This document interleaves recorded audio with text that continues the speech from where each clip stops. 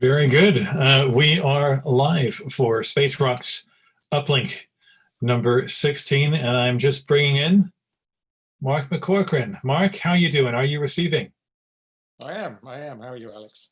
Very well. A delight to have you back. And, I got to say, through the development of Uplink, we tend to veer between worlds and, very deep into the world of space science and engineering at times. Other times there is a even mix.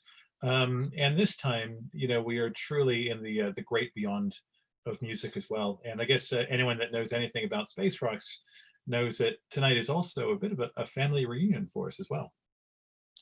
Yep. So the picture behind me here is actually the reason that I met our first guest this evening, Charlotte Hatherley, former guitarist with Ash, but then with a solo career. She's been making albums and videos over the years, and I saw this online. I had a mutual friend, and I'd been meaning to get in touch with her for years, but just never happened.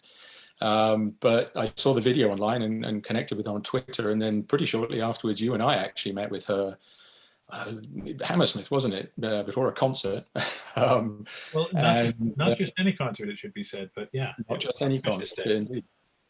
But Charlotte couldn't be there, and in fact, I mean, we'll say this while she's not to embarrass her. I think she was actually heading off for her first date with her now partner. And as we may see in a few minutes, Charlotte and her partner are about to have a baby in a couple of weeks' time. So we're very happy to have her on. Of course, she performed some of the music from this album, True Love, at the first Space Rocks live event, which was in London in April 2018. And then a little later on, Charlotte connected us with our second guest, KT Tunstall, who she had toured with and supported live over the years. And of course, KT's a well-known musician, very famous for looping initially, but has done lots of other things. But yeah, there's a science connection there. So KT, why that? It comes from her name, Kate, from her name, but she changed it to KT partly to do with her father, who was a physicist at the University of St Andrews. And KT is from the Cretaceous Tertiary boundary in geology. And of course, that's the moment that marks the extinction of the dinosaurs 66 million years ago. So you can't have a better scientific guess than somebody that's named themselves after a cataclysmic space rock slamming into the Earth. Indeed. Well, I mean, it's very on brand for us. I think what's great about our guests is they both, in their own ways, they've fused worlds to create something truly unique, and I guess that's why we're going to bring them on now. So through this marvel of technology, let's see if we can. I'm going to admit that I have completely the wrong microphone, so you'll see me in a second. All right, very good. That's why all my sound is. All right, that might just. Charlotte, how are you doing? Are you there? Is that? I think that's Katie talking to her dog. Okay, all right. Well, we'll wait for her to emerge from the desert of Tatooine. Charlotte, how are you doing? How lovely to see you again. How you been? Oh, I'm very good, thank you. I'm good. How are you? Yeah, very well. I was just remarking to Mark that it's very like a family reunion for us, because you're integral to the beginning of what we're doing with Space Rocks, and of course you played our first ever event as well. Indeed, I know, and that was, I don't even know when that was. What year that was? April 2018. 2018. Yeah, that was the sort of one and only gig I did for True Love, which is the solo album that I released, which was sci-fi themed, and then I did that EP and with the collaboration with Issa with the video, and so yeah, I was already sort of within the world that you guys inhabit, and then you brought me in and allowed me to play at your first ever Space Rocks, and it was great. It was great. It was a really special memory, actually, and then to share a stage and do like a Q&A with Tim Peake and have Brian May be there, and it was pretty damn cool. It was a great old day. And Katie, how you doing? Are you receiving? I am receiving. Sorry, did you start without me? Was I not here? You shouted at your dog. There's nothing nothing better than a grand entry. We know that the Tatooine is murder for public transport. So Yeah, it's a nightmare. The Wi-Fi isn't great. Yeah. Hello. Hello. Hi. Welcome. Now you go. Now you're talking. That's proper sci-fi. Proper sci-fi now. None of this American nonsense. Some solid British sci-fi.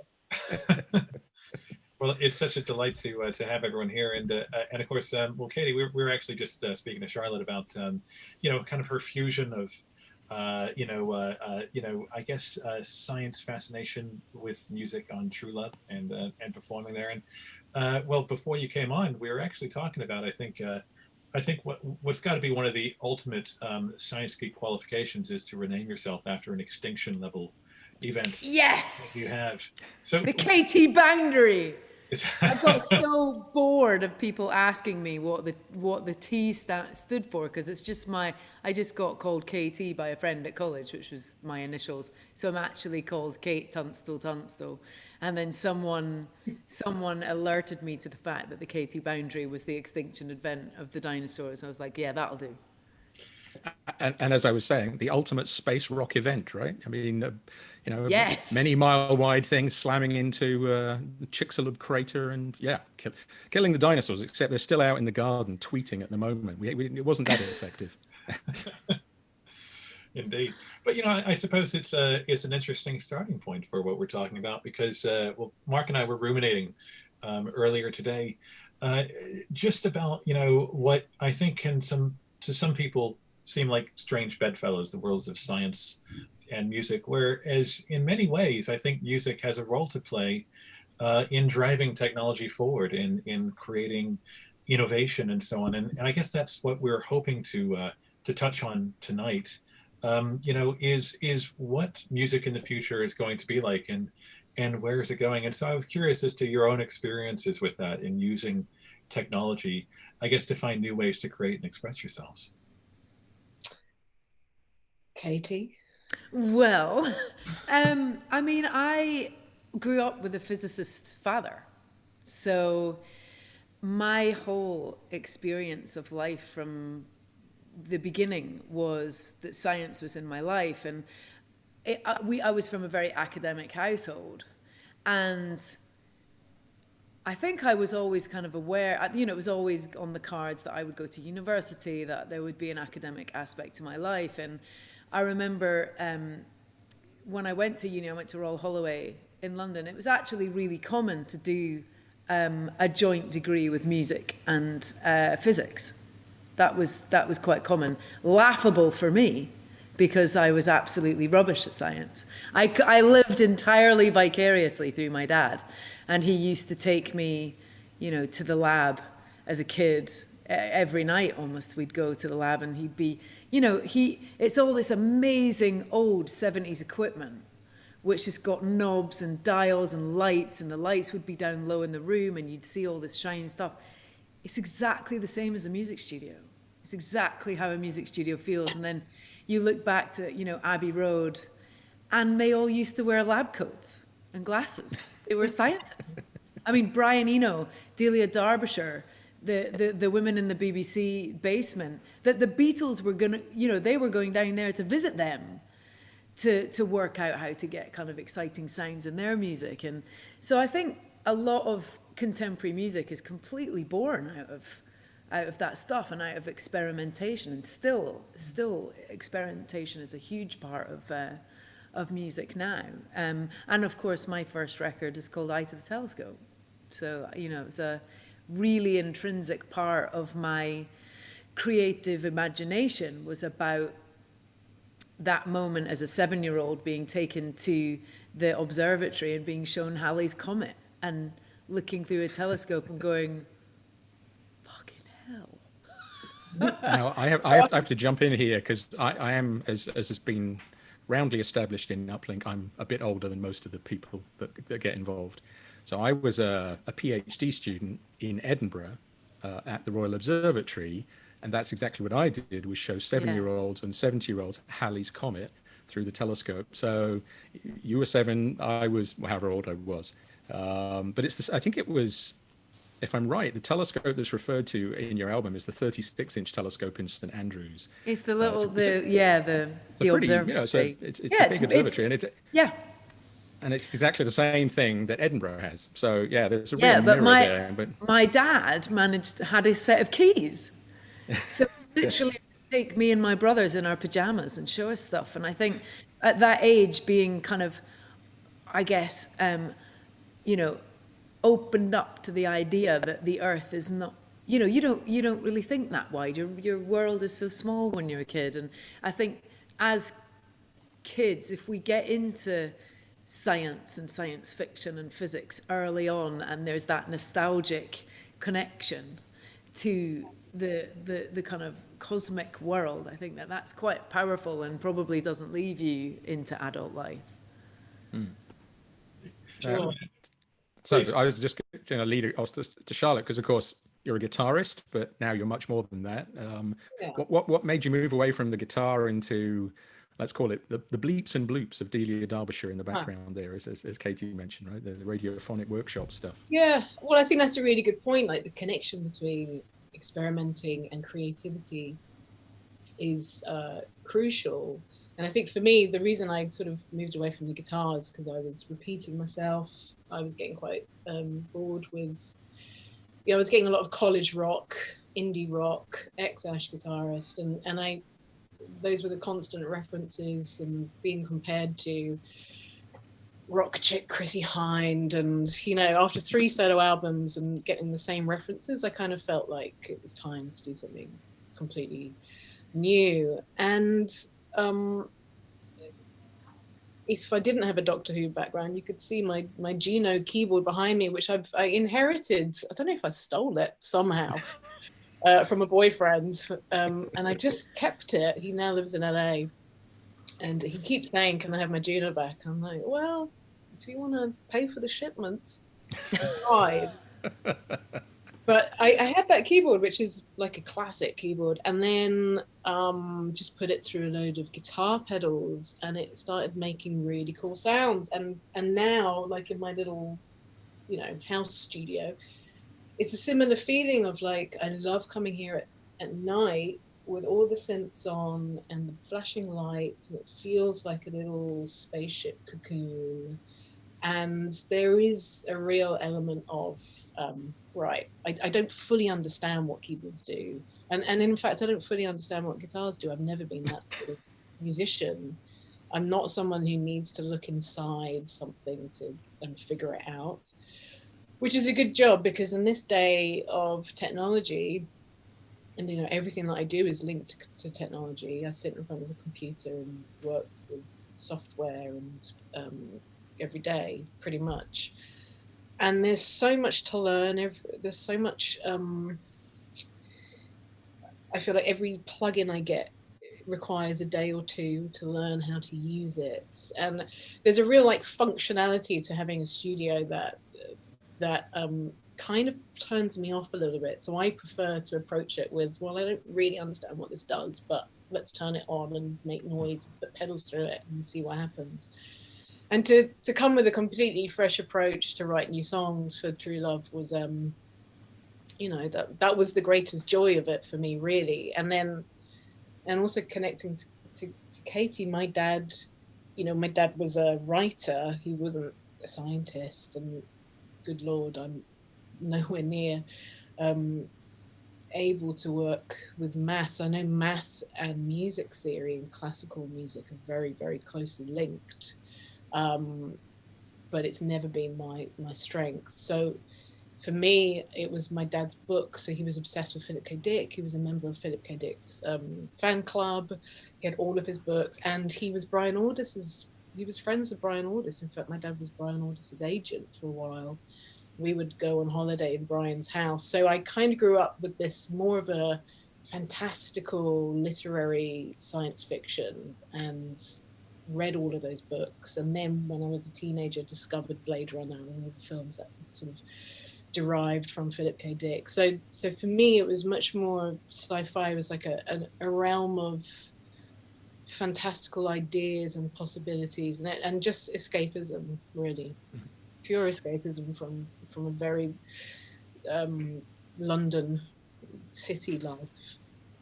It's interesting that you mentioned Blade Runner because, of course, not just the ideas on screen, but I mean, I can't think of a soundtrack that I have listened to more because somehow it still sounds like the future to me. It just feels utterly timeless. Just the moment when that kind of the flying car just sort of goes across the screen and it's just this cityscape. It is utterly cinematic, right? And I guess that's the thing that in so many movies, it's not just the visuals, but it's also the sound that goes with it. That's so important, and that truly is, I think, it's the essence of sci-fi, that actual sound.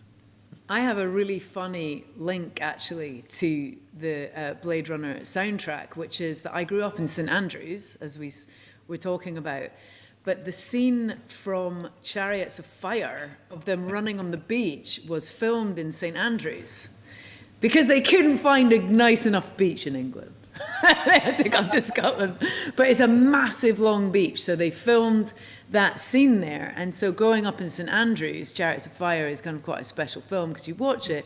And of course, Vangelis did the soundtrack for Chariots of Fire. And my mum and dad didn't really listen to music, but my dad did have a tape player, and he had like maybe 4 or 5 cassettes that he listened to. And one of them was the Chariots of Fire soundtrack. And so I used to love listening to this. And the B-side of the B-side of that was really cool, weird, kind of underwater scenescape music. I have no idea what it was. But I mean, then there was that kind of link of knowing that sound. It's the CS80 keyboard, right? It's the Yamaha CS80, which is like a keyboard that's the size of a sofa bed. And it's such a unique sounding keyboard. And I ended up actually on the album, Charlotte, that you played on, one of the ones you played on, Tiger Suit, and you came and played that tour. That keyboard was essential to that record. And then, you watch those movies and there's this really weird sonic link that you've created with your own music that kind of webs into these pop cultural references, which is really cool. Yeah, and I love that about Blade Runner is that, especially those films like early 80s and late 70s where it was just before special effects like CGI got really good. And so the making of Blade Runner, what's it called, Dangerous Days or something like that. And so you see the model making, it's still model making basically, and the sheer effort, the group effort of everyone in that film and the detail put into it, detail that you'd never ever pick up on. And it sort of crosses over with the way that analog keyboards are being used for the soundtrack. So if you actually listen to a John Carpenter soundtrack, the keyboards, it's so out of time and out of tune. And because nothing's to a click track, there's no MIDI. It's before everything became too techie, too technical. So if you watch a film like The Thing, fucking hell, it looks incredible. The way that they make those models is terrifying. And that kind of tactile approach to making music and soundtracks and the way those films were made, I kind of think they blend together really beautifully. It's interesting what you're saying, Charlotte, because it's basically a music science fiction writing nerdiness crossover point where you geek out. And actually the geeking out is not really just about the thing itself. It's about making it. It's about actually crafting it. And I think that the modern stuff that has strayed away from and has become too perfect is because people are just letting a computer make it for them. Mm-hmm. Yeah. Whereas actually that nerdiness and passion was about crafting, but using these keyboards and computers as instruments. And that is something I see really, really viscerally when I work with people now who are really good with production and working with plugins and studios, is some people will use a plugin because it sounds cool and they press a button and that's great. And then other people will take that plugin, work out how it works, work out if it sounds good with 6 other pedals going through it, and you would never recognize that they were using that thing compared to the sound of it when it arrives in a box. Do you know what I mean? Yeah. So Absolutely. I just before the moment leaves again, when I went to Edinburgh in 1979 and I moved into the student halls of residence, and there was a sign up in the canteen saying extras wanted for a film, and they were actually filming a scene on Arthur's Seat for Chariots of Fire. I was just too busy. Oh wow, that day. that's so crazy. so it could have been in it but now I'll blow your mind, perhaps. I mean, and you may know the story already, but we've actually worked with Vangelis quite a lot in recent years. Wow. And I've been in his apartment in Paris and watched him compose. And it's amazing. I mean, now it's a completely custom synthesizer with a million sort of bits of paper and sticky notes and things all over it. Wow. It's huge. It's even bigger.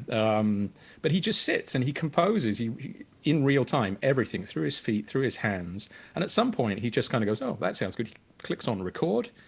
He just records it all and it's done. It's basically done. He says, I won't do anything to that now. I'll come back to that in 3 months' time. I'll listen to it. I might tweak it a tiny bit, but it's all in real time. And I think that shows exactly in that kind of organic nature of those soundtracks. And but I was going to jump back a little bit, because I wanted, and this is a bit provocative.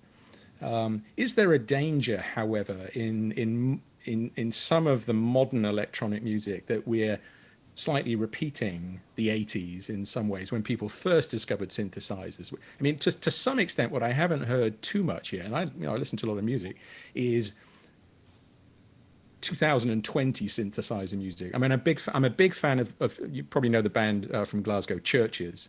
I mean, they're just an awesome band to listen to and to see live. But there is that little bit of retro feel to it.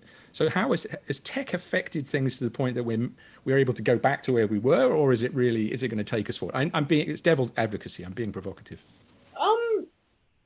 I definitely think, yes, there has been like a massive 80s retro thing, but also like growing alongside discovering all those synths that we used. I mean, they're still expensive. I mean, those synths in the day, like consider a Fairlight synth, forget about it. It's thousands and thousands of pounds, and it's still an expensive hobby. I was just following Junkie XL's YouTube channel. He puts up lots of behind the scenes studio shots of him when he's film composing, and it's honestly, I don't know how much money that guy's made, but it's like the most ridiculous collection of every single synthesizer you can think of, plus an enormous modular rack. And modulars are interesting because modulars sort of taking it away from the preset world and making it's much more custom made, but it's also incredibly geeky and retro, and you have to really understand what you're doing with modular stuff.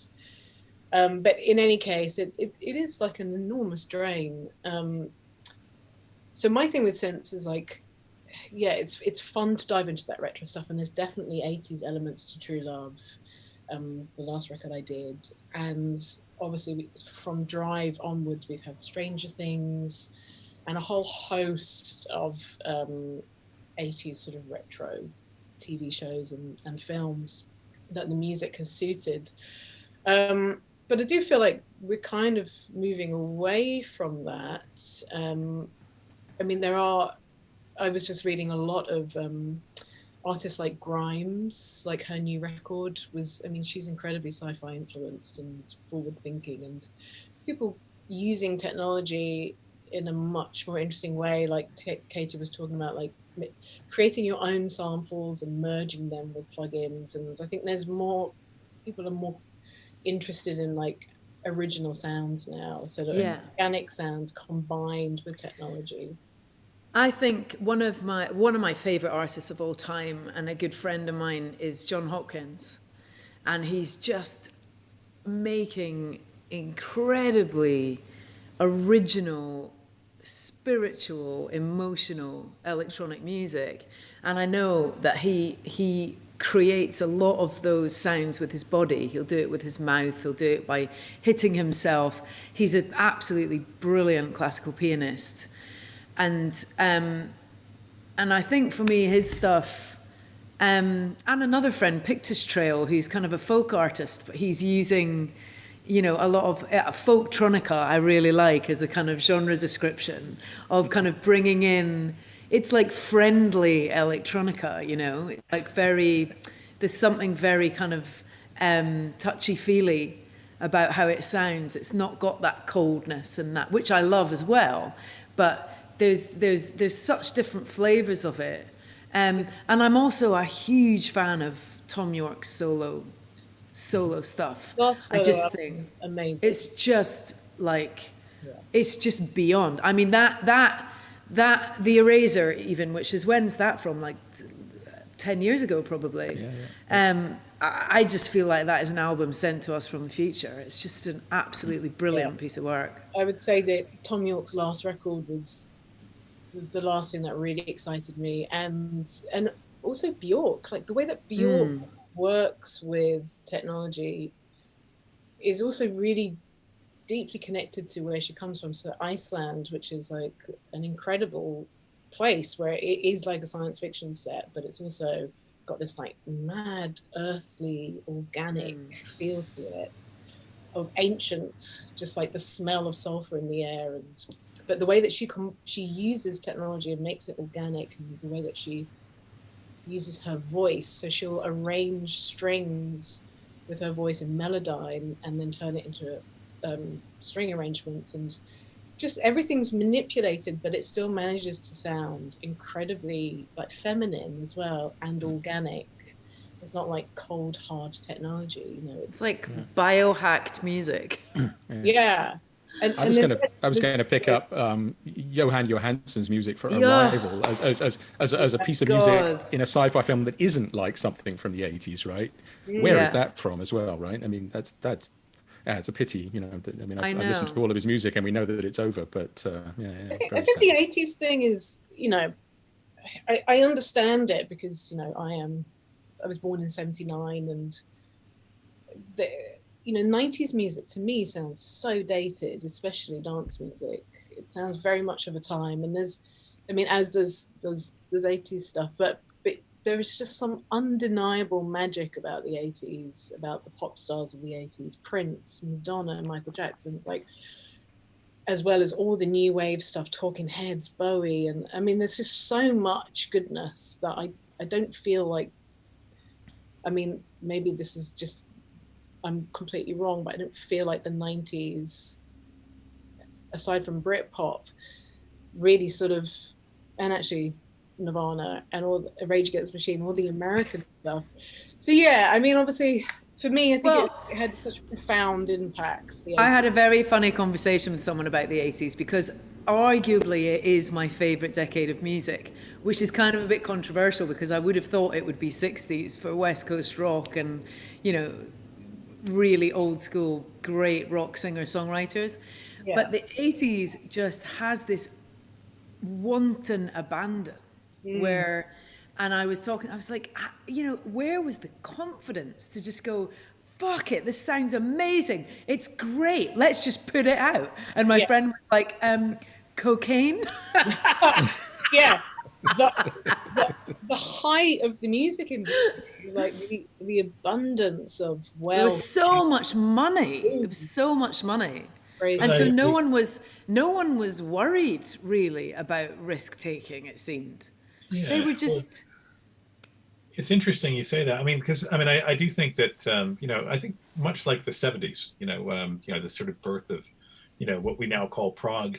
At the time, no one called it prog. It was just rock exploring like the outer reaches of possibility, and it had nothing to imitate. You know, it's interesting if you speak with a lot of those musicians from the 70s, they didn't have a reference point for prog music. To them, just like Black Sabbath and so many of the bands, it was the Beatles, you know, and to them, they were just extending the possibility of that kind of, you know, sort of, you know, pop rock sort of template. And I think what makes the 80s so special, and I'm happy to be corrected here, is that they were innovating, but there was no template by which to go. And so I think, as you say, Katie, there was a kind of innocence, to what they were doing, because there was simply, they were trailblazing, whatever they were doing, they were kind of doing for the first time in many ways. Imagine like hearing those synthesizers for the first time ever, Yeah. in the studio as you're playing, and you're just like, what?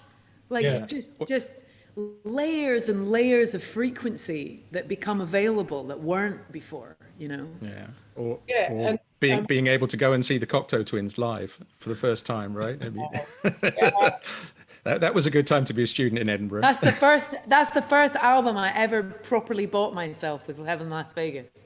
Fantastic. Yeah, amazing. And I'd also do a big shout out to sorry for saying shout out to Kate DJ Hatherley. Shout out to Kate Bush.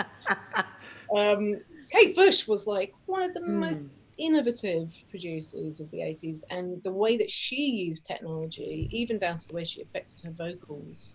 I mean, she was very much like a studio musician, because she famously did like a year of touring and that was it. So Hounds of Love, I mean, for God's sakes, and she was only like 25 or something like that. So I feel like her influence, and also the Eurythmics were a huge influence for me as well. Yeah, just like I kind of like, again, that feeling of experimentation with the possibilities of what technology, just as it was kicking off. And who could afford a Fairlight at that time? Kate Bush. And those prog bands. So at a time where you could make so much money and you could sell so many records, and it was such a healthy, thriving industry, those possibilities, it was just accessible to people. Yeah. The band which interested me, so hugely, I still listen to them a lot, who made the progression almost in the opposite way, was Talk Talk. Oh, yeah. Going from a pure synth band at the beginning of the 80s, and by the end they'd just gone completely to acoustic stuff, and the amount of money they must have had in order to just go and sit in a studio for however long it was to come up with Spirit of Eden and Laughing Stock. And yet that stuff still completely, has lasted totally, right? I mean, that's out of nowhere, and it's acoustic, but it's somehow that they were influenced by the weird sound making that the synthesizers had enabled them to do, and they just said, well, let's reproduce the bleeps and bloops, but now on acoustic equipment. So yeah, and it sounds a lot less dated, that stuff. So early Talk Talk sounds. Yeah, that's very classic. I saw them supporting Duran Duran, I think, right? I mean, it was kind of that genre at the beginning, but by the end they were just off on their own completely. Indeed. But we have to talk about Eno as well, don't we? Oh God, yeah. We've got to talk about Brian. Rainbow. I once was I don't know how it happened, but I ended up having dinner with a kind of group of 8 people with Brian Eno, and I was sitting next to him, and I was just sort of eating my starter, just like side-eyeing him, just going, I have a career because of my loop pedal, and this guy invented it, basically. Invent the loop pedal? He was the first person to start doing like tape looping. Right. But actually not the first person, because it was Delia Derbyshire. What's the other lady called? I always forget. Can we Google it? Yeah. It was the radiophonic workshop at the BBC, because they were actually wrapping tape round doorknobs in the basement of the BBC doing all the Doctor Who stuff. But Brian Eno was, I think, the first person who actually created a box that you could use and loop with it. He had a quote, an article in The Guardian, I don't know, maybe 14, 15 years ago, in which he said, even though he effectively invented ambient music, he realized at some point that he wanted to stop doing it because it was now possible to press one key on a keyboard and have a career. So he just sort of walked away from it at that point. And I proved him right. I just went to a MIDI keyboard in the house and pressed one thing and made a 5-minute thing. I mean, it's rubbish, of course, but I mean, yes, one note. One push of the key. And the question is, how do you get away from that, right? How do you not just let that be enough? Yeah. I'll not let it pass that my favorite moment from that dinner was, I said, I asked him, what's one of the favorite things you've ever done? Like, what's one of the most fun things you've ever done? And he said, playing Father Eno on Father Ted. Amazing. Oh, hello, Father Eno. Come in for some tea. Well, you know, I mean, I met him once at this, I think, actually Natasha Khan, Bat for Lashes, she invited me to a Q&A thing with him, and I briefly met him, and he was so beautiful and charismatic. I was quite sort of overwhelmed by his charisma. Yeah. I wasn't expecting that at all. A friend of mine who's an amazing cellist worked in, it's like some sort of kind of, you know, British movie. She was an amazing cellist working in a first edition bookshop, you know, she's beautiful. And she was working in the shop, and she said that she could smell something outrageously good. And she looks over to the corner, and there's this guy, bald guy, with his back to her, and she's like, I think I can smell that guy. And she says she just sort of, you know, sneaks over slowly and starts sniffing him. And he turns around, and it's Brian Eno. Wow. He just goes, I'm really sorry, but you smell amazing. And he just goes, oh yes, I make it myself. And it was like fucking lemon zest and cracked pepper perfume that he like distills in his laboratory. absolutely brilliant. What a dude. This And changed my view. Brian Eno's an amazing example of someone who uses creativity in play, because although he was like massively influenced by John Cage and the I Ching and those chance operations, so those amazing records he did with Bowie were really them just in the studio dicking about, playing with ideas, they were playing with synths. Bowie was playing with synths for the first time, so they would, like, you know, say we're going to have a drone in F. Brian Eno would go away and write keyboard parts. Bowie would write keyboard parts, and separately they wouldn't listen to what they'd done, and then they'd come together, and that's how they created a lot of those instrumental pieces, working separately but then bringing it together. And the way that they would cut up guitar solos, the way that Bowie would cut up his lyrics, I mean, the way that they utilized the concept of play and fun and creativity to come up with this like completely groundbreaking pieces of music. So I think for me, like, Brian Eno is kind of like that. He's the teacher in the room. He's the guy sort of pointing at random chords and random bars that you follow, because like, who else is going to do that? Yeah, I've always liked the fact that both, you know, Heroes and Low have been adapted or rethought by Philip Glass as well. I mean, there are symphonic albums by, you know, a pretty solid 20th century composer who's used the inspiration from rock music to riff off. If you haven't listened to those, they're amazing classical albums, but they're not really recognizable as the records, but they're not pastiches at all. But yeah. I think that looping remarkable. Talking about your thing, what you were saying, Mark, about you know, that you can just press one key and you can write an album with a synth these days. It just reminded me of that amazing story, which I hope is true. I don't know if it is or not, but apparently Gary Newman's Cars. Have you heard this one? That when he went into the studio to do the session for that song, the synthesizer, which I don't know which one it was left on that setting. Right. And he just played it and went, that's great. Yeah. And that's the sound. I'm going to go back and listen to that immediately and just think about that. It's like the penicillin of innovation. But I guess, I mean, this is the thing, though. I mean, it's interesting how an episode of Uplink themed on music in the future has immediately turned toward the 70s and 80s. Yeah. Because I guess in a way, they were times of incredible innovation. And I guess in terms of what's next, you know, as much as I hate to bring in just our, you know, current events into the equation, I wonder what, you know, the performance aspects of music holds in the future. for all sorts of reasons, not just the pandemic and what it's done to live events, but also innovations with AR and VR and where that's all going. Because it's kind of funny when you watch a lot of classic sci-fi, we all know what music in the future looks like. It's always somebody playing like some strange, twisty-looking saxophone and Dice Noodles, right? The keyboard that goes all the way around and all these sorts of things. But that's not really what the future music is probably going to look like, is it? And I wondered what your thoughts were about holograms, for instance. Holograms of no longer living artists. All these things that we're now beginning to confront, but also virtual events. I mean, live streaming is certainly, taking a very rapid shape in our world. What do you think about where live gigs are going? Well, I'm definitely interested in VR. It's only a matter of time. I haven't brought it into my house because I know it would destroy any productivity.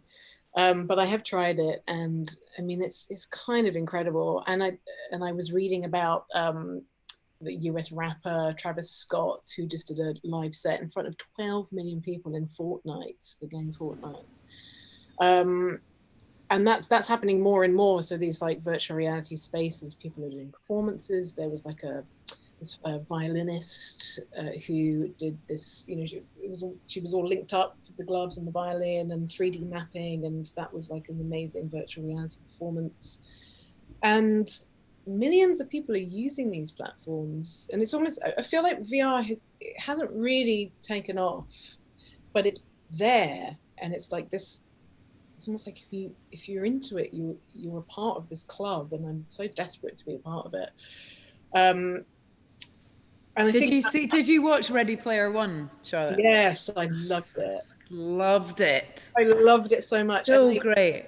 I can feel like going through this the pandemic situation, and there is a part of me that just thinks this is too easy. I could actually do this all the time. And if I had VR, there would be a real danger, I think, that I would be submerged and create a sort of an avatar, and that would be fine. You're ahead of your time, darling. Everyone's going to be at it in 10 years. Well, it's happening. I mean, there's a Japanese pop star, one of the biggest pop stars in Japan is an avatar. And it reminds me of that Black Mirror episode with Miley Cyrus, of how that can be used in the future. And obviously hologram concerts are a big part of that. I mean, the hologram thing made me think of the most recent Blade Runner. You remember, the scene where he goes into the Vegas casino and all these Elvis and Marilyn Monroe and everyone. And, that doesn't really appeal to me. Like, going to see Roy Orbison live. My neighbor where I live is involved in audio gear and whatnot, and he was saying that he doesn't think they're that far off from being able to offer an in-a-home hologram. It's basically glass with a projector, right? And so he says a home hologram setup isn't crazy. Where you could experience something much more visceral than watching YouTube, in terms of someone putting on a virtual gig. Yeah, I mean, I don't think it's going to take away from the live experience, because I think there's always something special about sitting in the front row of a gig. And being with people. However, you can't, get the visuals, the visual element that is so complete, and it is immersive with VR, because when I first tried, I can't remember what it was called now, it was a particular game, and I thought I'd be embarrassed about, making weird movements with the headset, but as soon as it's on your head, you're like... Tried it as well, it's incredible. Yeah, and it's crossed. I have one at work, and we were using it for development, and it's very odd because the graphics are not perfect by any means, right? You can kind of see the pixels. I mean, but it's the fact that it engages the vestibular system so perfectly, the fact that you move and it moves, and there's no lag anymore.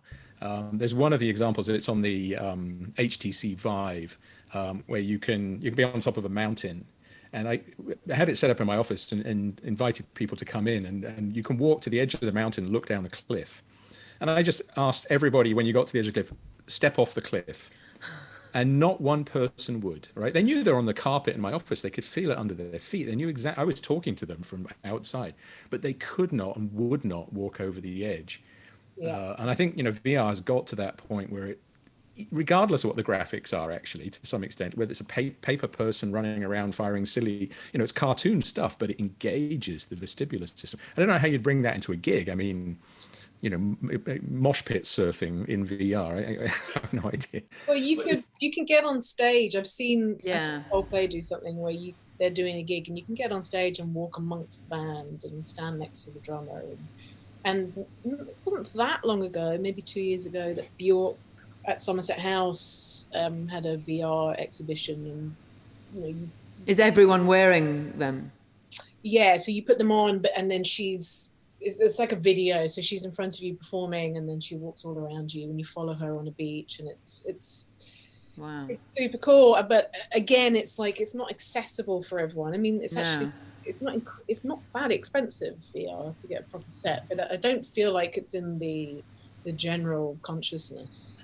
Yeah. It really makes me think of something that I remember my dad saying, which really amazed me and kind of stuck with me, which was that, as a physicist he worked at St Andrews University for 40 years, but they would be given research grants for various projects, and he facilitated the lowest temperature fridge in the UK or something. It was like he was doing a lot of electromagnetic nuclear or something or other. I don't really know. But he said he was getting very frustrated because the research budgets were just getting lower and lower and lower, and the time which those budgets would actually fund was getting less and less. So he was saying that sometimes they were doing an experiment and they were only getting budget for 5 years. And he said, there's just no point. He said, it's completely pointless doing research for 5 years when you don't know that you're going to carry on the research. And I said, where's the cutoff? Like, how long do you need? And he said, hundreds of years. And I said, so are you saying that, like, when you're involved in stuff, you're just not remotely expecting to see the result of it? He was like, absolutely. I will never see the results of my research. I'm part of the research. I'm a researcher. And that blew my mind, because I was like, wow, there isn't a bow at the end of all of that. It's just an excitement at taking part in the constant progress. But it takes money. And that's what we were talking about in the 80s, that innovation takes freedom. And the way that you have freedom creatively is it's paid for. And you don't have to be doing another job. You can actually dig in and get lost in this stuff. And I think that is a massive problem with contemporary music, that all the fucking record labels are absolutely minted, and they're not sharing that money with artists, and they're not developing artists, and they're not supporting artists' longevity. And we are not getting as exciting music because of that. Yeah, I agree with that. Sorry, jump in, Alex. I'm sorry to interrupt. Please go ahead. Oh no, I was just going to say I've been thinking a lot about the interconnectedness of technology and humans and the art community, especially in the last couple of months, where the collaborative spirit has been so strong and so powerful. And because I'm also have been pregnant throughout this whole thing, I really haven't really gone out at all. And I in a sort of flurry of energy and activity, I connected to so many people on Twitter, composers, and signed up to a mentorship scheme that Michael Price put together. So I've been having like hour-long Zooms with a composer every week. I've been doing mentor sessions. I've been teaching online and talking to whoever wants to talk. And it's really like opened my mind to to the power of collaboration, because for the last God knows how long, I feel like in solo world I've just been up in a room on my own. Not, and you know, I collaborate with someone in Bristol, but again, it's emailing stems, and it's, you're not in the same room together. And really, I think moving forward, you know, Katie has a lot to say about the Spotify situation, but I was reading about Joe Rogan's podcast deal, which is an estimated 100 million, and what that potentially might mean for the future of Spotify, and how Spotify might move into a Netflix kind of arena where they move into not just audio, but they're building a video platform as well. And if they can break free of their ties with the labels, well, there's no reason why people won't be doing, you know, 100 million deals, 3 album deals with Spotify. And it all just filters into this idea of like one artist, or like a very, very small handful of artists who are really getting the benefits of this. It doesn't trickle down to the small artists at all. Yeah. And I think what we really need is a revolution in how we look after musicians and artists. And this also refers to theatres that are really in trouble, orchestras that are in trouble, and how we can like really democratize the situation, because at the moment it's turned into a corporate state that we're living. From the perspective of an outsider, you know, you 3 guys are all in the music industry in various ways.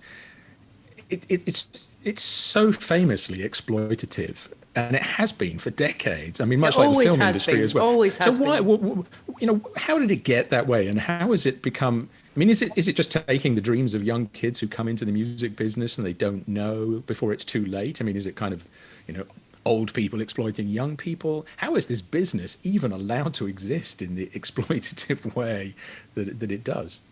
Well, the record industry was founded really early days on black musicians being exploited, on American businessmen going, hang on a minute, we could sell these records and we're going to pay these people in beer, or we're going to just make sure that they're scraping by, which is better than they were doing before they found us. And then that was allowed to grow basically in that way. And so historical record deals are just absolutely criminal. And the record industry has behaved like the mafia since its inception. And so actually the streaming problem is a lot less to do with the streaming platforms themselves. The streaming platforms would do well by artists to at least support us to try and get a change. But it's actually the labels, the major labels, who, I think if you have 1 million plays on YouTube, the digital streaming platforms take about 30%, but the numbers are that a major label in a regular record deal would make £980 and an artist would make 250.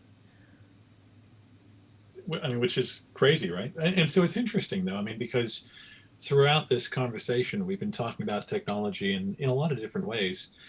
And it seems like when it comes to creativity, you know, when an artist has the technology at their disposal, they're able to do great things, you know, to innovate, to inspire, to create new things that are undreamed of. But it seems like when in the hands of the industry, you know, technology has become almost like the antithesis of all that, you know, just yeah, I mean, the situation for artists in general making a living is worse now than it was in the 50s. Yeah, I think it is worse. And there's a deep and bitter irony there, of course, because we were talking about David Bowie earlier. You know, it's just like this extreme example of just someone who, you know, embraced technology, was up for experimentation, but I believe is also responsible for releasing the world's first internet-only single as well. You know, so I mean, again, I mean, he saw the potential there, but I guess this was the 90s, and it was like, this is the wonder of the internet. You know, it wasn't. You've seen that amazing interview with him, right? Talking about the internet. With Paxman, I think, right? Paxman Yes. just doesn't get it. And Bowie says, it's going to change everything. Believe it's me. going to And blow a backwards, hole. it's just a way of sending messages to each other, right? But we talk about, VR, is something that it seems like it hasn't yet had its moment to shine, just like it's a little ways away. And I wonder if in many other ways, I mean, I think a lot of people have talked about not really wanting to go back to normal. I mean, this pandemic will end at some stage. And a lot of people are talking about the world, perhaps, maybe not going back to doing things exactly the way that we have before. And I wonder if this moment in history will be a catalyst for new ways of innovating and maybe even new ways of artists connecting with their fans, in a way that maybe revolutionizes the way the industry is working. I've had a really revelatory experience during the lockdown, actually, because I tour, an unhealthy amount, and that's the best way for me to make a living, is to be on the road. And so I had about 200 shows booked for this year. It was maybe my busiest year of touring I've ever had. And obviously that's just been completely kind of put a stop to. And I would be traveling every day, pretty knackered, staying in a hotel or on the tour bus, doing the gig, and really my communication was with the few hundred people who were at the show that night. That's where my energy is going. And I've had this really amazing experience during lockdown where all the energy that I would have spent on getting to the airport or packing my bags or doing my sound check or trying to find something to eat has been freed up. And I actually feel more in touch with fans and a global community in lockdown than I do when I'm out in the world, for sure. I think I feel the same. And if this had happened to me last year, I'd be in real trouble. I mean, I'm lucky that in September 2019, I stopped touring. It would have been a real disaster. But through this period, I've definitely had a similar experience of a similar connection and a similar sort of breathing space, because I've been on tour for 20 years pretty much, and it was just a real time to reflect and think about where I'm going and where music is going, and building a community, because I really believe that this has helped us to connect, and actually maybe it's helped people who aren't in the entertainment industry definitely some sort of understanding of how important music is. I think as well, it's easy to sort of always think that you're in a really pivotal transitional moment in time, because you always are, everything's always changing. But I do think we're in a particularly vital, pivotal moment for music in terms of the transition from the old way of people buying albums to what's happening now, where literally the majority, I would say, of artists under pop star status probably aren't going to really be able to do this anymore. Yeah. They're going to get completely devastated, because everyone at the moment is living on last year's PRS check from bars, restaurants, pubs, hairdressers, supermarkets, TV. There's no TV in production. There's no films in production. All of that income stream and all of the live is gone. And so we're not even seeing yet how devastating this has been for the musical community. It's going to, 6 months from now, it's going to be extremely ugly. And I do hope that, unfortunately, at the expense of a lot of artists, it pushes us to find a legislative solution to what's been going on, because I think I'm a very optimistic person, but I think the fucking time has come for the music industry. I really think that it cannot operate in the same way as it's been operating for the last 50 years. It doesn't. It is now completely eating itself at the root. It's not going to survive as it is. So with that, I mean, as you were both being kind of positive about what it's done as a course of reflection and connection, going through my mind was, how are you going to make a living? So how is that possible? I mean, changing the industry is one thing, and of course there'll be massive resistance to that, just because vested forces will always resist. But of course, in the end, they'll have to, because they'll go out of business too. What kind of model do you think? I mean, and Alex and I are interested in this, of course, because we stage live events for Space Rocks. He and I haven't even talked about when the next one physically might be, because we just don't know, right? Is it 21? Is it 22? Can we invite 1,000 people into a room knowing there's a pandemic still on in some form or other? You can, and we are. I mean, Glastonbury are doing the Shangri-La stage. They've just announced that they're doing that, and that will be a virtual gig with 50 acts, I think. Well, is it monetized? I mean, are people just really have to pay to be? Okay. Monetized. Erica Badu has set up her own streaming service. So she charges $1 with the first gig. A live concert from her home was $1. And her justification was that I'm not doing this for me, I'm doing this for my entire crew who have just lost a whole year of work. A good 20 people behind the scenes. So reading her interview was really inspiring, because she basically had to learn how to work these platforms. It's quite complicated infrastructure that you need to set up to make that work. And she's done a few now, and now I think it's like $3. So that's good value. So there is a way to monetize it. Katie, I don't know if you're doing that stuff. I just did my first gig, actually. And I did it, it was in my house, and it was an absolute nightmare of a week of setup. It was just hideous. And it was with my good friends Tim Brown and Rupert Style. And Rupert is a director and Tim is a music producer. But Tim's really, really up on technology and very excited by technology. So we did it through Eventbrite, where we sold tickets for the show, and then the gig itself was on Zoom. There was one guy who was all about basically having to protect the URL, so you couldn't just buy a ticket and then give it to someone else and they can join the gig, so it had to be secure.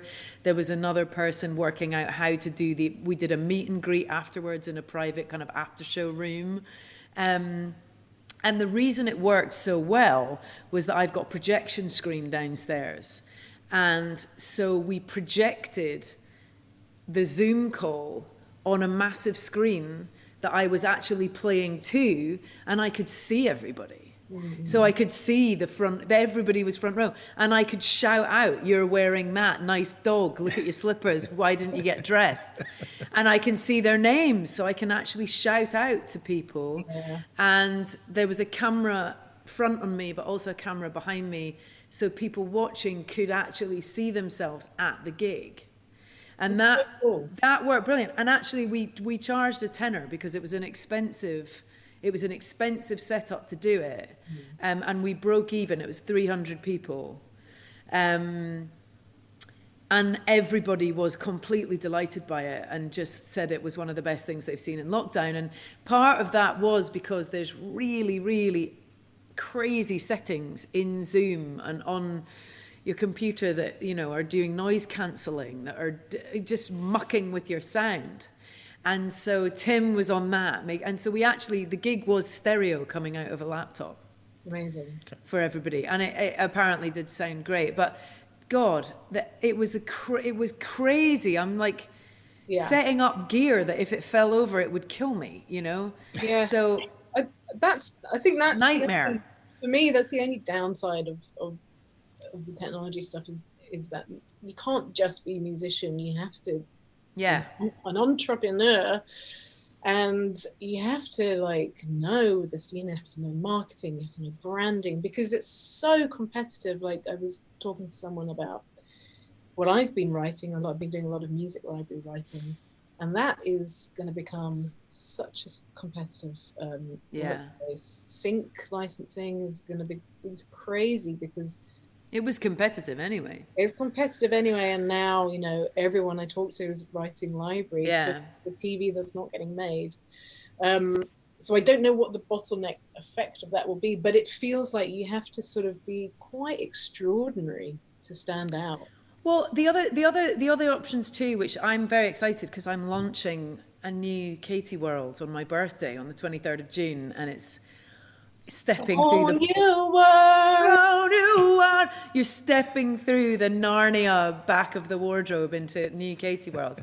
And I won't go into it too much because we haven't officially kind of announced it yet. But basically, it's subscription, where as a fan you can choose what you pay and you get various levels of. But you're going to get a couple of exclusive songs per month. You're going to get live streaming to me when I'm writing or recording.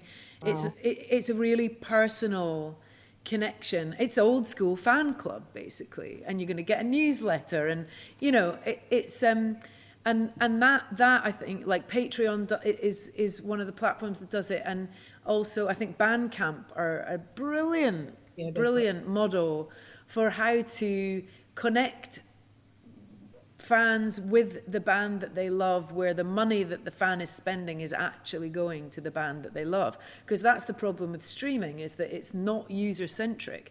So if you're paying your $9.99, pretty much none of that is, unless you listen to the top 20 artists on Spotify, pretty much none of what you're paying is going to the people you're listening to. So can you see yourself not touring as much? I would honestly love that. That's what I've learned in this time, is that I feel bad saying it because there's a lot of gigs left on the docket that I'm going to do, and I will really enjoy doing them, but I haven't missed it. Yeah. And actually, just going to jump in, like, funny you should mention Tim Brand, because I've been recording guitars for Natalie and Bruder's Yes, which I've written on as well, which is awesome. Amazing.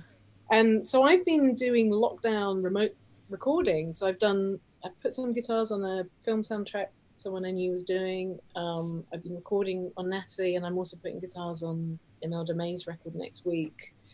If I don't have a baby by then. And the technology it's pretty easy to just sort of boom, and like you say, Tim's really good at that. And I think for me that's the thing, like I feel like I need someone who's really good at that stuff to be. I think someone like Tim Brand is a really, really important new harbour for all of us, where these people that we can go to and ask for advice and they can explain. And I mean, Alex, you were even explaining to us coming on this call, how do I get my background? How do I adjust my mic? And this is really important for artists now, that they have tech assistants, so that they can be a bit more self-sufficient, for sure. It's intimidating. Yeah, I was just going to quickly ask, because we tried this on one of the very first uplinks. Actually, we didn't try it. It was spontaneous. We had two guests on. We had Vincent Kavanagh from Anathema and Anna Phoebe, and they had decided a couple of minutes in advance they wanted to play something together, but from separate locations. And firstly, the sound thing, as you said, didn't work because there's the cancellation and only one person's mic is on at a time. But there's the latency issue. So has somebody found a way of artists playing together over there? I mean, I think it's just not impossible. Easy, right? Yeah, you can play and put it together later on, right? But, you can. And anything that you're seeing where people are duetting is fake, because the latency there it doesn't exist yet, that you've got real time. Katie, even your Gary Barlow Dirty Dancing duet. Oh dear! It's really, oh no! It's really awful, because you have to sort of have a pretend conversation where you leave gaps. No way! I would never have known. It's so good. I know, but no, it's impossible. It's not physically possible yet. It's so interesting though, because fundamentally what we're talking about, a thread from holograms to the problem with synthesizers that people had in the 80s, to everything, it all boils down to one thing, which is authenticity, right? Technology has always had this kind of tension with art, because does this make it less real and somehow less honest, or whatever else? And so that's always like a balance, I suppose, that artists, have got to strike, just like the balance between, well, we're using technology, but we still have a voice in this, that it isn't all respect to Mark's new composition where he just hits the key and it just sort of writes itself. Where it isn't just that happening. you know, and I think that's interesting because it forces so many different sorts of decisions. I mean, I come from you could say a bit of a rock background and all that. And I mean, I remember this vehement, you know, toxic allergy people had to synthesizers on stage. Like, oh, you can't have it there because it's like, it's not real, you know, whatever real is. I mean, I still don't like having a laptop on stage. Yeah. I still don't like seeing that. Yeah. I've kind of embraced that side of stuff, but especially for live, because it depends what you're playing as well, doesn't it? It depends, but you know, I think you definitely need to the authentic. I don't actually believe anyone's authentic. I don't believe in authenticity. I think everybody, even Ed Sheeran, has some sort of cloak that you put on when you get on stage.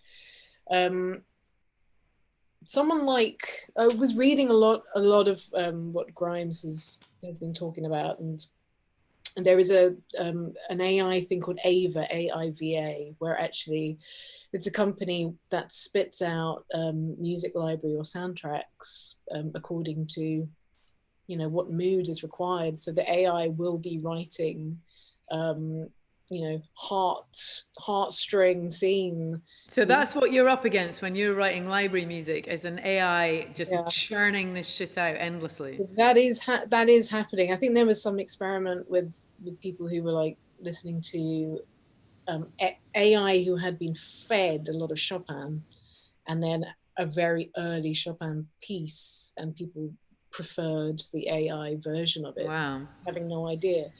And so that, alongside the idea of that and hologram concerts, I mean, I don't know.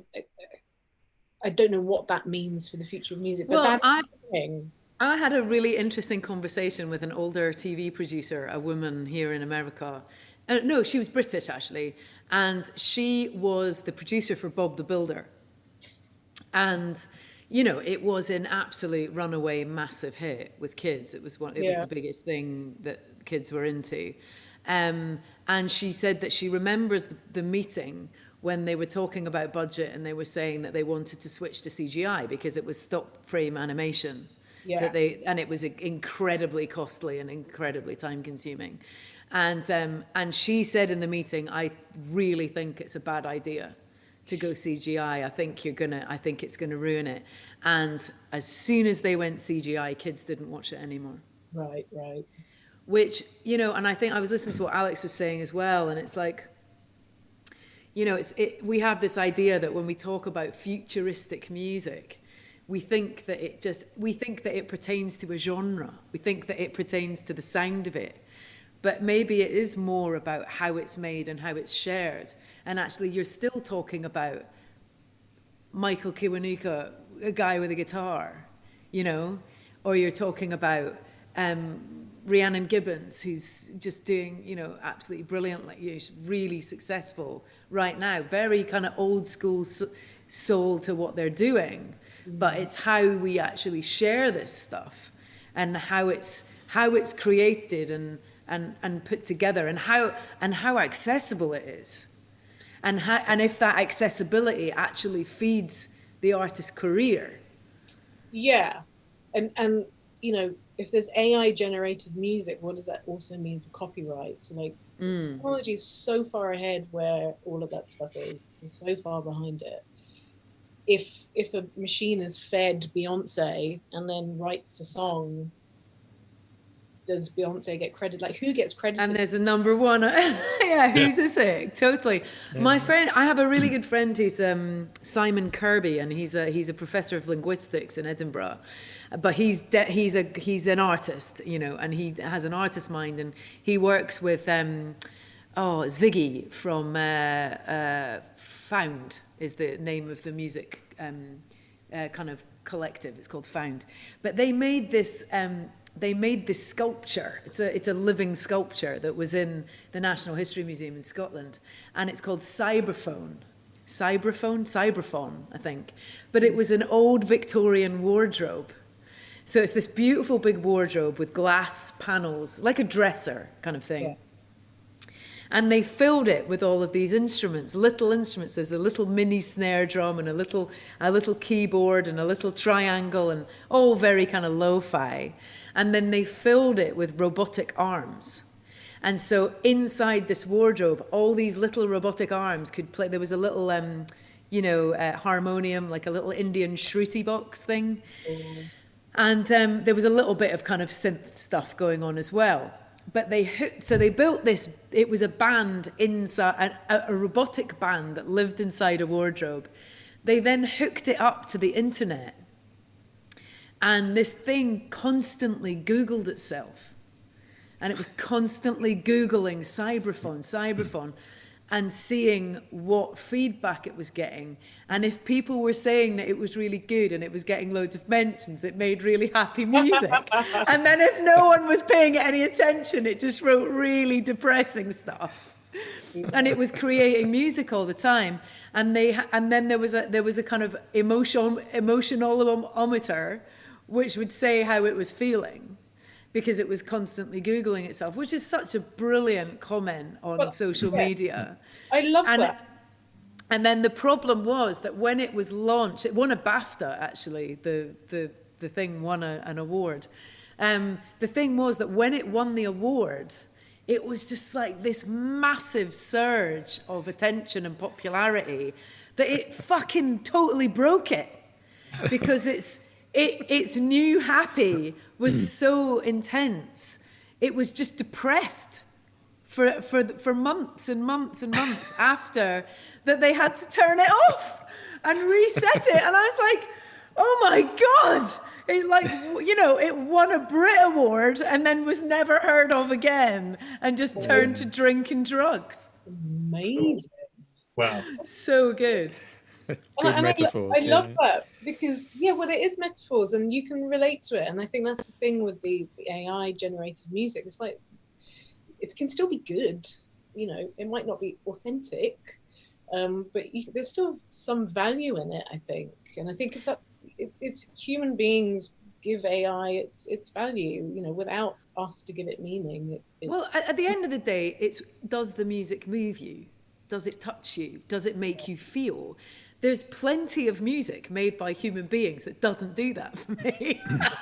I feel the same way about certain kinds of prog music. A Square Pusher actually has he wrote music for mechanized guitar robots. And I don't even mind listening to something in a chin stroking kind of way. I think, that's interesting. That's fine as well. I don't necessarily even need to have an emotional response to sort of find something interesting. I think it's just another form of an experiment. Yeah, I mean, to put it into another genre completely. I mean, and we look at classical music. I mean, you can look at sheet music and say, well, there's only one way to play it, because it's basically an instruction sheet on how to play that music. And yet there's so much that's required of musicians, a conductor, to interpret what's meant by those notes, right? I guess that's the thing that humans will always have, is that instinct, I mean, I guess that's the thing about, we're talking about latency and Zoom, for instance. It seems to me like that removes the ability for musicians to interact at that different level, to communicate in that way. Just that nanosecond delay creates an obstacle to what you need and what you have when you're on stage. And I wonder, just as a way of bringing this back to the European Space Agency. And I posited this before on this show, which is that, when people talk about space and technology, they're often talking about rockets or, telescopes, things that are going to peer in. But, the European Space Agency is a 22 nation organization. So I've asked before and had different responses. Is the innovation that ESA represents, is it perhaps the most important thing that it's done, the ability to cooperate across so many different countries, that's really, truly innovative? And I wonder if, in terms of the future of music, or music in the future, whether the real innovation we're looking for isn't AR or VR, but a fairer system for artists, like something that compensates musicians for their work, that allows for new ones to break through, without this, as you described, Katie, like this mafia-like organization, that is very unequal, and very, very unfair. I mean, I wonder if that's what we're really aiming toward with all this. Yeah, I would say so. I think there's definitely a real beauty to the cooperation of ESA. And it was funny, actually, because me and Mark have talked about Elon Musk several times. And I know how Mark feels about it. And I've always been very much sort of fascinated by SpaceX and Elon Musk. And but you've mentioned his girlfriend twice, so I know. But I think actually the launch that just happened a couple of weeks ago, or last week, whenever it was, because of the state of the world, it's always a wonderful thing to watch, but I was much less invested in it. And I've actually become, just thinking about Spotify and following Tom Gray and Katie on Twitter and educating myself about Spotify, because I don't really know as much about it as I should. None of us do. Yeah, it's very deliberate. Yeah, it's like the banks. They're setting up a system that's extremely difficult to understand on purpose. And I feel like I've experienced a bit of a turning away of the lone individual corporate billionaire, that you can't help but be impressed and idolized and by the achievements. But at the same time, I think what I'm going through at the moment is much more of a feeling of ground level being connected to people and cooperation. So I think cooperation is absolutely the key here. I just had it was a very overwhelming feeling of when the death of George Floyd and all of the scores of other people in the black and brown community who've been murdered by police and unfairly treated and abused. I had a real moment when I read Rihanna's post about her reaction to George Floyd's murder, and it just totally hit me in the face like a ton of bricks that I often talk about being a woman in the music industry, because I'm asked about it all the time.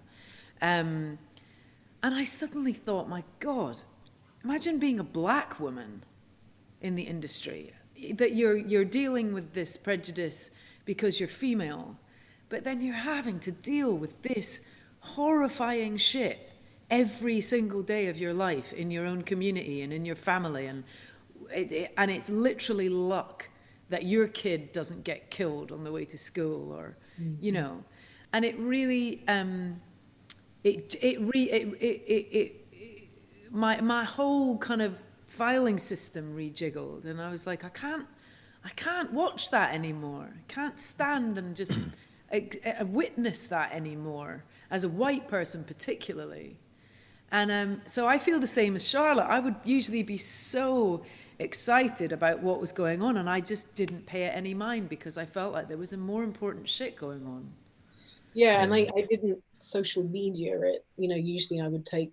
I remember when the Tesla was launched, and just the visual impact of that car in space, and I was tweeting about it on Instagram and found it so seductive and just sort of appeals to me in so many ways. And yeah, but in the state that we're in, and with the background of just the disgusting racism and brutality, it definitely felt inappropriate and wrong. But it's not and I would say for me personally, it's not to take away from that amazing achievement, and keep on, go Elon, do your thing.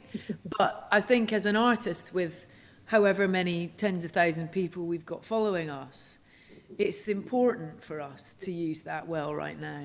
It's really, it's an opportunity. And so, do your thing, Elon, much respect. But it's a pivotal, this whole pandemic is, as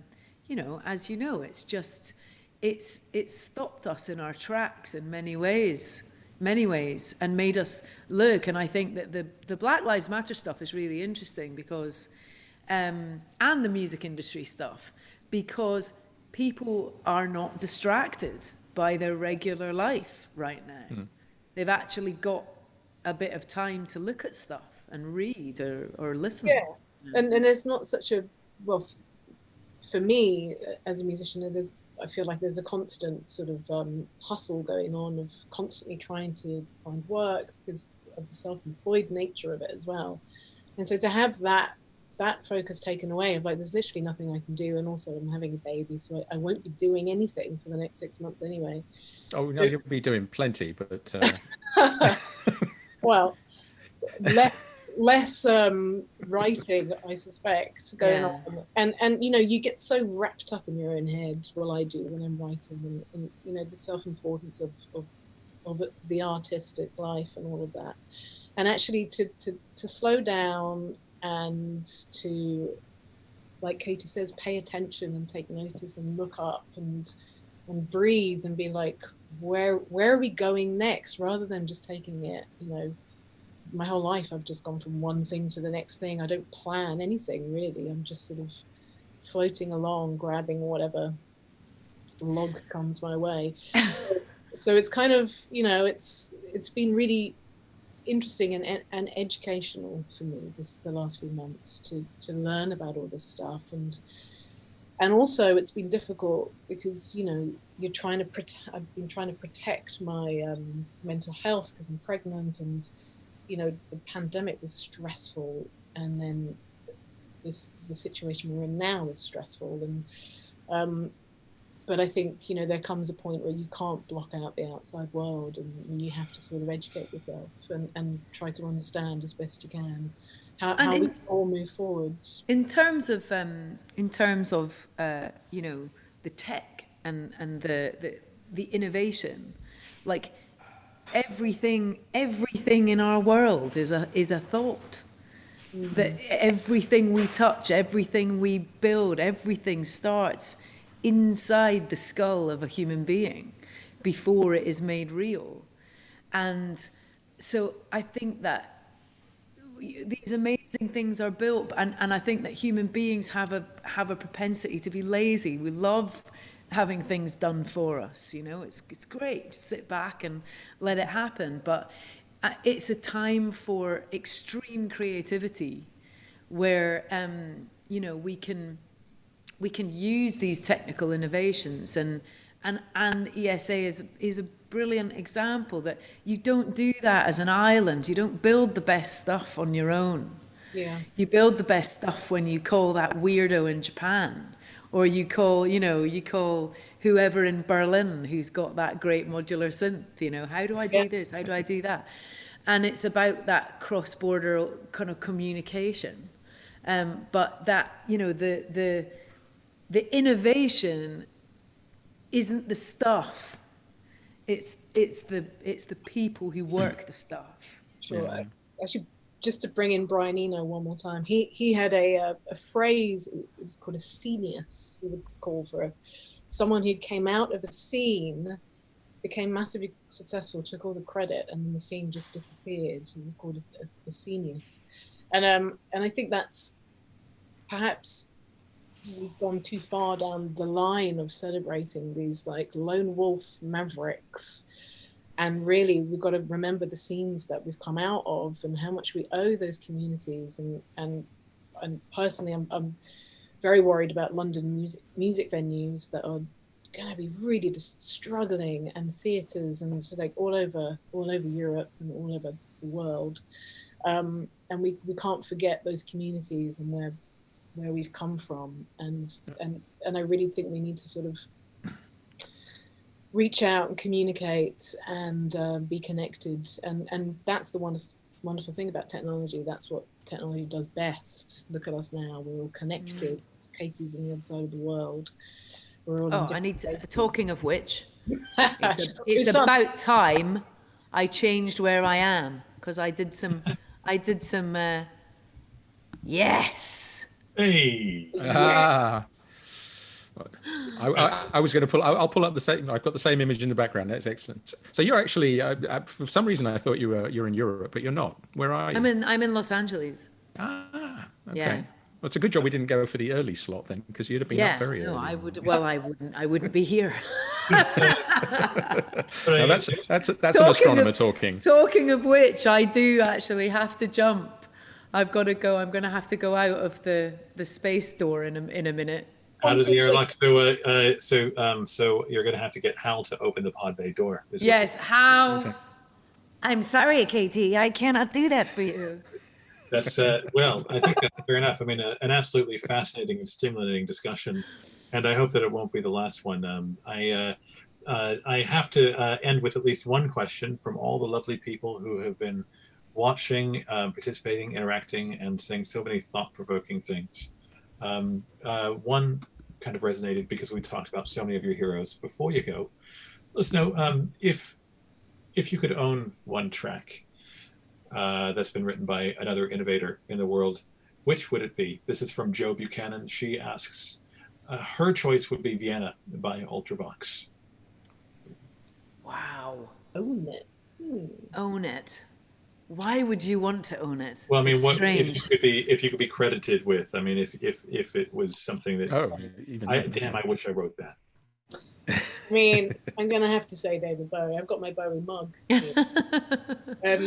Probably Ashes to Ashes or Heroes or Let's Dance. I would, in the vein of today's program and where I am, I think the Zarathustra 2001 track, I'd have that. That's pretty great. Pretty great is definitely a good way of describing it. It's fantastic. Well, I've got to say, it's been an absolute pleasure to have you. We have a tradition on Uplink, which Mark is going to have to invoke now before you go. Because Alex isn't quite, he doesn't quite have the same opposable thumbs that I do. He's not quite the right kind of primate. So we have the Vulcan salute, which is of course live long and prosper. Your thumb needs to be out to the side, Katie. Come on. Sorry. It took me weeks to train Alex on this. I can only do it with one hand. I can't do it with my other hand. Oh, you don't have to, because the other one is space. This is space, and this is rocks. Hey. Brilliant. Wonderful. Oh yeah, you're doing the proper horns. Okay, I've never known. Come on, Alex, you're the heavy metal guy. Is that I've been seeing in the cycling all this week? I've been seeing that depends on the intensity of the evil before you. I mean, is it? Oh. All right. Yeah. All right. Well, guys, thank you so much for your time. Thank you so much to everyone who has watched tonight. Be well and stay safe, and thank you so much for joining us. Thank you both very much. Thank you. See you soon. Thanks. Bye. Bye.